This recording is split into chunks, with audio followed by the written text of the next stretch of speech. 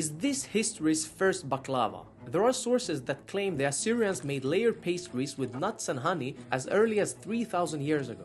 Today we're exploring whether the Assyrians could have made something that resembled baklava, and if so, what it would have looked and tasted like. To start with, the Assyrians were obsessed with baking. In every Assyrian city there were hundreds of temple bakers who were well paid to bake bread and pastries for the gods. People in Assyria believed they were created by the gods to serve them food and drink 4 times daily. If the gods were satisfied with their offerings, they would protect the people from famine, wars, and demons. Cooking or baking for the gods was therefore a matter of life and death. Now imagine entire societies built on this belief. No wonder the first culinary school started in ancient Mesopotamia, ensuring only the best cooks were sent to the temples and palaces. In the house of the queen in Nineveh alone, 1,300 kitchen workers were employed. And in the city of Ashur, a special baking agency staffed with 50 bakers made sure the Assyrian gods received 400 loaves of bread daily. The resources spent on satisfying the gods with food were significant, so there should be no question about just how skilled the best bakers in Assyria were.